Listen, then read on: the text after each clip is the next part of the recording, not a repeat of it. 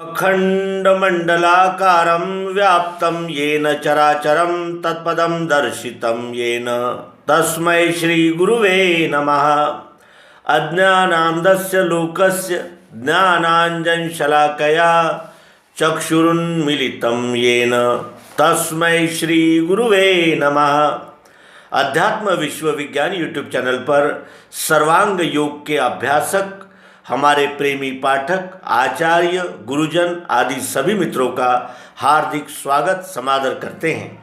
मित्रों, हम सर्वांग योग के अभ्यासक सर्वांग योग को जानने के लिए विविध प्रकार से ज्ञानार्जन करते रहते हैं। इसी क्रम में सर्वांग योग भाष्य जो परम पूज्य सिद्धाचार्य और केंद्रीय अध्यात्म विज्ञान शाला के 5वें संचालक डॉक्टर श्री जीवनानंद जी चैतन्य इन्होंने लिखा है, उसका क्रमशः प्रस्तुतिकरण हम कर रहे हैं। आइए अब प्रस्तुत है सर्वांग योग भाष्य का अध्याय 2। यह प्रश्न मुमुक्षु का सुन के श्री गुरु कहें, लक्ष्य सिद्धांत का जो सो निश्चयार्थ स्वरूप के।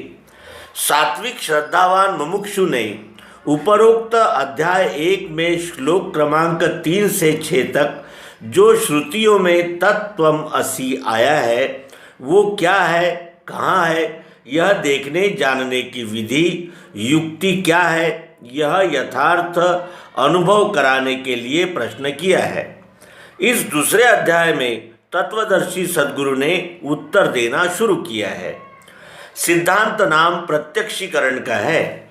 सिद्धांत से जो प्रत्यक्ष दर्शन अर्थात लक्ष्य होता है वही अपने अंश-अंशी भाव से पिंड ब्रह्मांड संयुक्त विश्वरूप परमात्मा के निश्चय हेतु वस्तु दर्शन बोध ही एकमात्र उपाय है। यही विज्ञान की रीति साक्षात्कार स्वरूप का, इसी का बोध होने से दृढ़ निश्चय है मिले। वस्तु दर्शन होने के लिए विज्ञान अर्थात सप्रयोग प्रत्यक्षीकरण विधि ही एकमात्र उपाय है। इसी विधि अर्थात प्रक्रिया युक्ति से चारों युग और भूत, वर्तमान, भविष्य आदि तीनों कालों में तत्वदर्शी विभूति द्वारा वस्तुबोध अर्थात दर्शन होकर यथार्थ और दृढ़ निश्चय मिलता रहता है और इसके सिवाय अन्य उपाय नहीं है। और इसी को इंद्रिय सन्निकर्ष ज्ञानम विज्ञानम कहा है। तमेव विदित्वाति मृत्युमेति नान्यः पंथा विद्यते यनाय।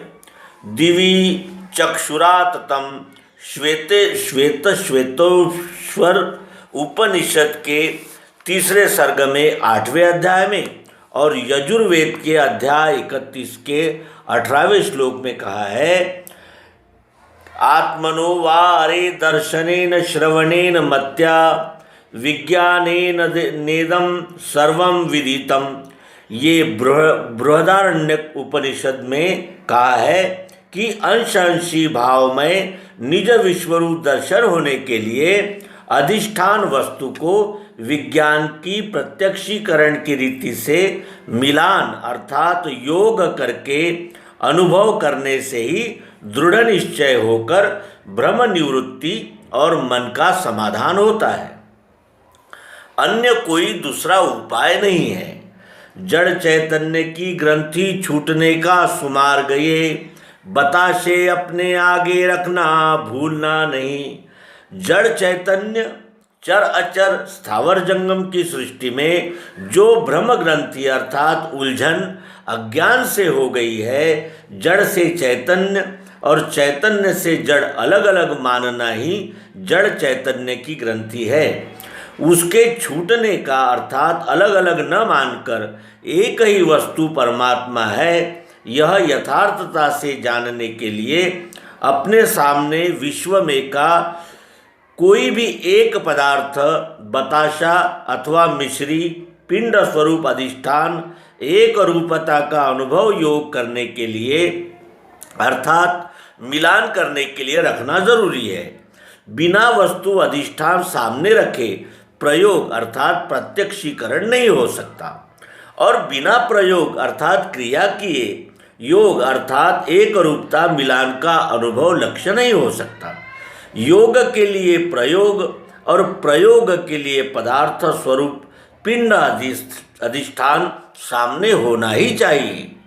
वस्तु सामने ना रखने की भूल की अर्थात सामने नहीं रखा तो प्रत्यक्ष दर्शन कालत्रय में भी होना संभव नहीं है।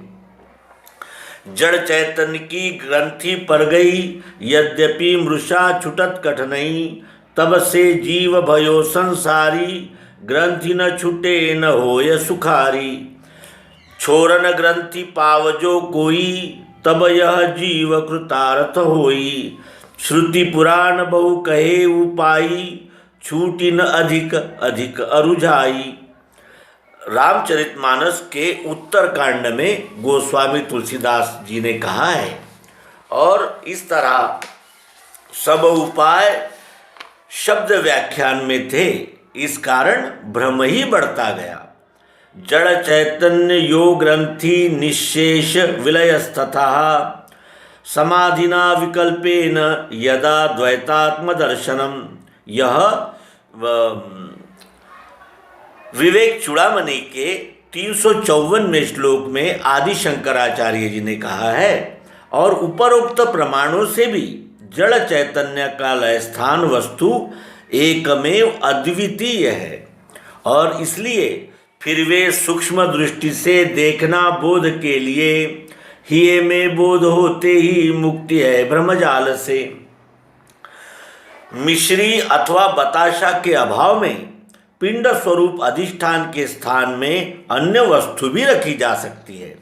अस्थि भांति प्रिय ब्रह्म वस्तु का बोध सरलता से जितनी जल्दी मिश्री या बताशा से होता है, उतने जल्दी अन्य दूसरे पदार्थ से नहीं होता।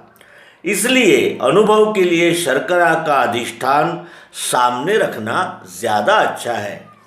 भगवान श्री मायानंद जी नर नारायण के उत्तर क्रमांक 969 में ये बात कहते हैं, और इसका अर्थ क्या है कि चराचर जगत के खंड स्वरूप अनंत तत्व में अखंड एक रूपता का अनुभव मिलान अर्थात योग करने के लिए सामने रखे हुए बताशा या मिश्री अधिष्ठान में वस्तु दर्शन के लिए आगे अगले अध्यायों में समझाई गई प्रत्यक्षीकरण की पद्धति से देखना है।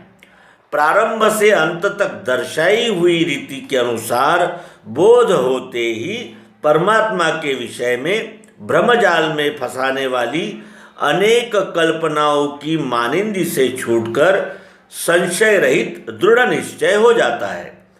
संशय एवं भ्रम रहित अवस्था ही मुक्ति है। विज्ञान दृष्टि, दिव्य दृष्टि, विवेक दृष्टि, अध्यात्म दृष्टि, सर्वांग योग दृष्टि आदि अनेक नाम इस दिव्य चक्षु योग के ही है। इस प्रकार गुरु स्थापन योग नामक अध्याय 2 इस अध्याय का सर्वांग योग भाष्य यहाँ पूर्ण होता है, और अब तीसरे अध्याय के लिए हम प्रारंभ करेंगे।